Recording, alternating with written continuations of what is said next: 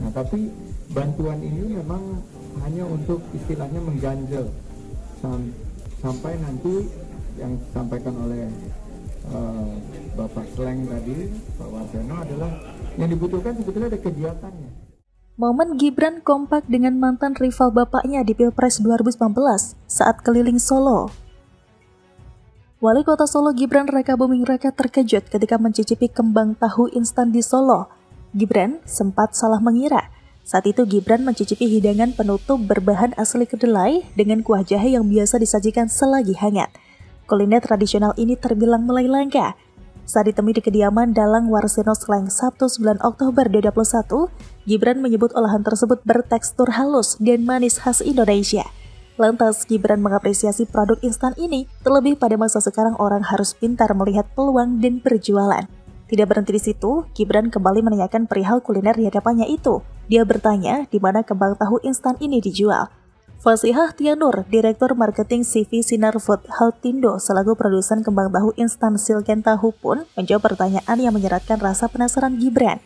CV Sinar Food Haltindo meluncurkan produk Silken Tahu sebagai pionir kembang tahu instan di Indonesia.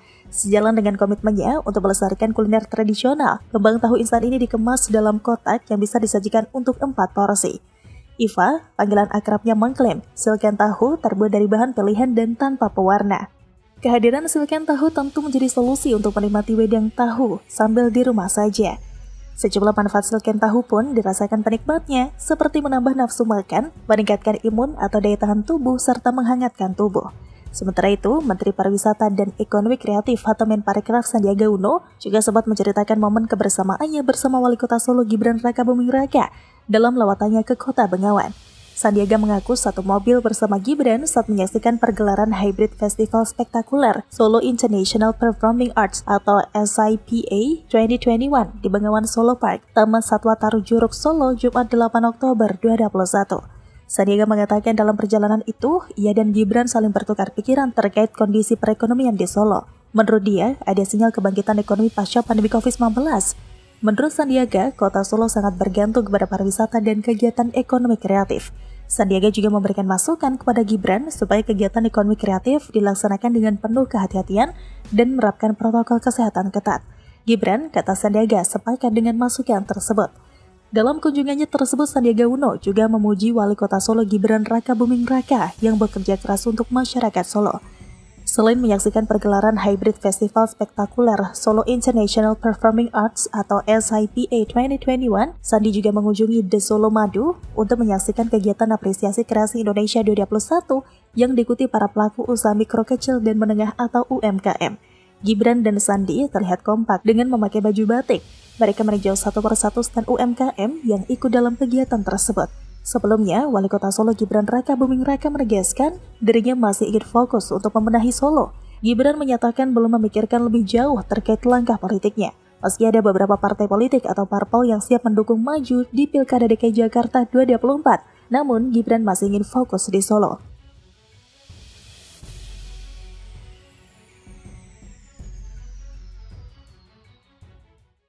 Perintah yang oleh Bapak Presiden, seluruh jajaran termasuk bersama-sama masyarakat, mari kita lakukan penanaman sampai dengan 600.000 hektar sampai dengan di 2024. Baru saja tadi saya meninjau mangrove forest di Provinsi Bali yang ini telah dibangun sejak tahun 2003 dan merupakan tempat percontohan rehabilitasi ekosistem hutan mangrove di negara kita. Presiden Jokowi dan Ibu Iriana kunjungan kerja ke Bali, tinjau penanaman mangrove hingga venue G20. Presiden Republik Indonesia Joko Widodo didampingi Ibu Negara Iriana Joko Widodo pada Jumat pagi 8 Oktober 2021 bertolak menuju Provinsi Bali dalam rangka kunjungan kerja.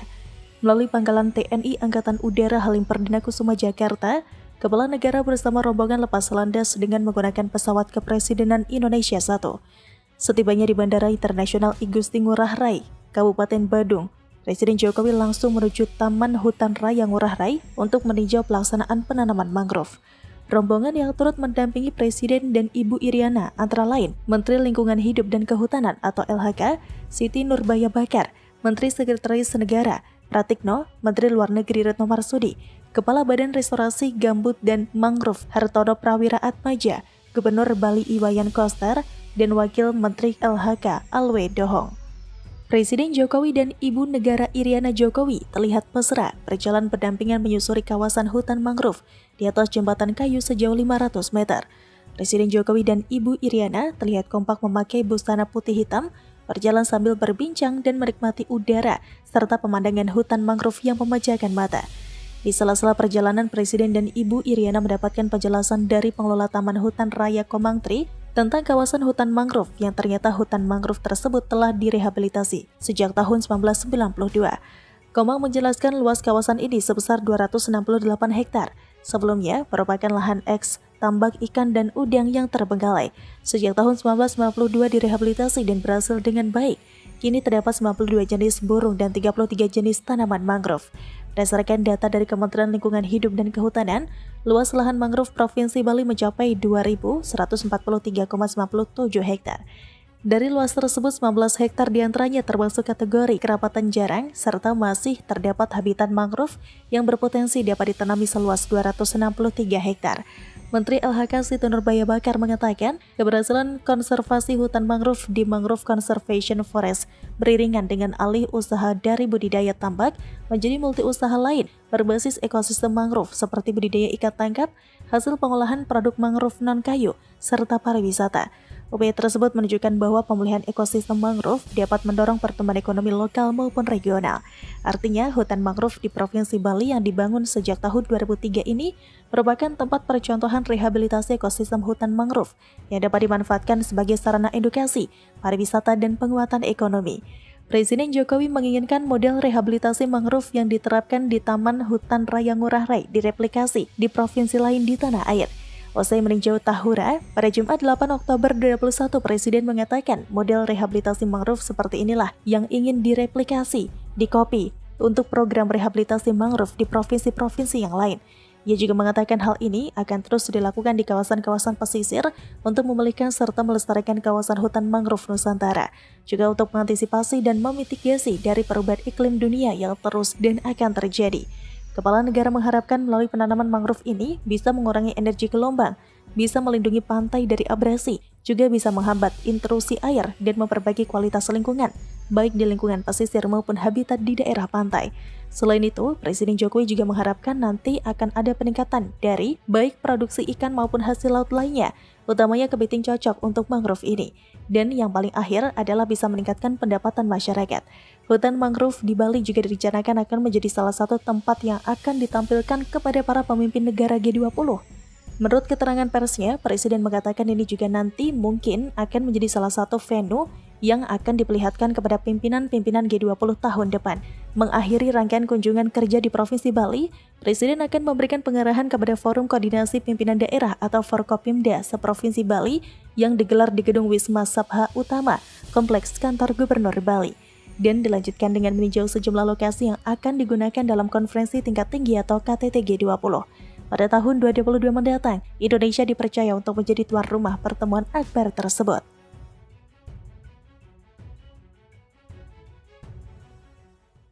Kawasan perbatasan adalah beranda depan Indonesia yang mewakili wajah bangsa yang harus terus kita bangun agar bisa menjadi representasi kemajuan Indonesia yang membanggakan seluruh warga kita. Gerbang terdepan negara, Presiden Jokowi resmikan PLBN Terpadu SOTA. Batas negara adalah representasi wajah Indonesia. Pos lintas batas negara merupakan cerminan komitmen pemerintah untuk membangun Indonesia dari kawasan perbatasan. Dengan wajah dan pelayanan baru yang lebih baik, PLBN dibangun sebagai representasi kemajuan Indonesia di kawasan perbatasan. Dilansir dari Kompas.com, Presiden Joko Widodo meresmikan Pos Lintas Batas Negara atau PLBN Terpadu SOTA di Kabupaten Merauke, Provinsi Papua pada Minggu 3 Oktober 2021. Dalam peresmian tersebut, Jokowi menegaskan bahwa kawasan perbatasan harus terus dibangun karena merupakan representasi wajah bangsa Indonesia. Dalam sambutannya saat meresmikan Pos Lintas Batas Negara atau PLBN Terpadu Sota, Jokowi mengatakan kawasan perbatasan adalah beranda depan Indonesia yang mewakili wajah bangsa yang harus terus dibangun agar bisa menjadi representasi kemajuan Indonesia yang membanggakan seluruh warga. Oleh sebab itu, Jokowi mengungkapkan bahwa ia telah memerintahkan jajaran terkait untuk membangun kembali pos lintas batas di berbagai perbatasan negara di seluruh tanah air. Mantan Gubernur DKI Jakarta tersebut juga mengatakan, sejak 7 tahun terakhir, ia telah memerintahkan untuk membangun kembali pos lintas batas negara di berbagai titik di seluruh tanah air, dengan wajah baru, dengan tampilan baru, dan juga yang paling penting dengan cara-cara pelayanan yang baru yang lebih baik, yang menjadi cerminan komitmen pemerintah untuk membangun Indonesia dari kawasan perbatasan. Sebagai informasi, Pos Lintas Batas Negara Sota adalah PLBN terpadu kedua di Papua setelah PLBN SKO di Jayapura dan merupakan PLBN ke-8 yang dibangun di seluruh Indonesia. Presiden mengungkapkan PLBN Sota ini dibangun dengan konsep yang terintegrasi, memiliki fasilitas yang lengkap, ada bangunan komersial, ada fasilitas umum dan sosial, mes pegawai, tempat ibadah, ada pasar, ada jalan, pedestrian, area parkir, juga infrastruktur pendukung lainnya. Ia juga mengungkapkan harapan agar PLBN Sota ini akan memberikan pelayanan yang lebih baik dan lebih nyaman kepada masyarakat Indonesia yang melintasi perbatasan Indonesia menuju Papua Nugini, dan juga meningkatkan keamanan di wilayah perbatasan, serta mendorong pertumbuhan sentra-sentra perekonomian baru, dan membuat masyarakat di perbatasan semakin cinta dan juga tentunya bangga terhadap negara Indonesia. Yang artinya Jokowi berharap kehadiran PLBN yang terletak di ujung timur Indonesia ini akan memberikan berbagai manfaat bagi masyarakat, baik dari sisi keamanan, perekonomian, maupun dalam meningkatkan nasionalisme bangsa.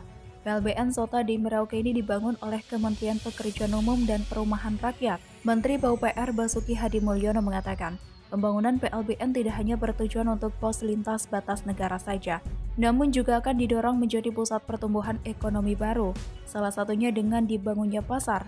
Dengan demikian, kehadiran PLBN akan meningkatkan kesejahteraan masyarakat di kawasan perbatasan. Basuki mengungkapkan pembangunan PLBN tidak hanya sebagai gerbang masuk, namun menjadi embrio pusat pertumbuhan ekonomi kawasan yang dapat meningkatkan kesejahteraan masyarakat perbatasan. Pembangunan kawasan perbatasan Sota dilakukan oleh Balai Prasarana Pemukiman Wilayah atau BPPW Papua Ditjen Cipta Karya Kementerian PUPR yang terbagi menjadi zona inti, subinti, dan pendukung dengan luas 5,6 hektar.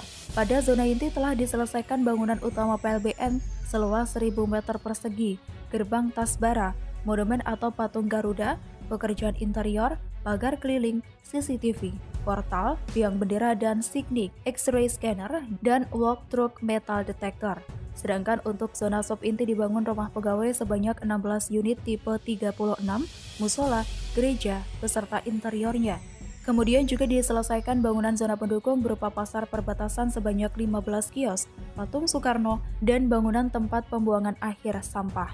Di kawasan sekitar perbatasan, Kementerian PUPR juga melengkapi bangunan utilitas, area parkir, lanskap, mekanikal, elektrikal, dan pumping, sistem drainase dan sanitasi, serta didukung akses jalan yang mulus. Pembangunan PLBN Sota Merauke mulai dilaksanakan pada Maret 2019 dan terus dikembangkan selesai pada 2020 dengan total anggaran 103,6 miliar rupiah.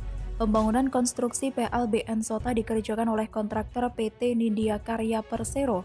Saat ini pelintas batas perbatasan Sota yang berjarak sekitar 80 km dari Merauke sekitar 20 hingga 25 orang setiap hari. Sementara itu, Menteri Dalam Negeri Tito Karnavian dalam laporannya mengatakan bahwa pembangunan PLBN Terpadu Sota merupakan bagian dari pembangunan 11 PLBN yang diinstruksikan oleh Presiden Jokowi melalui Instruksi Presiden atau Inpres nomor 1 tahun 2019 tentang percepatan pembangunan 11 pos lintas batas negara terpadu dan sarana-prasarana penunjang di kawasan perbatasan.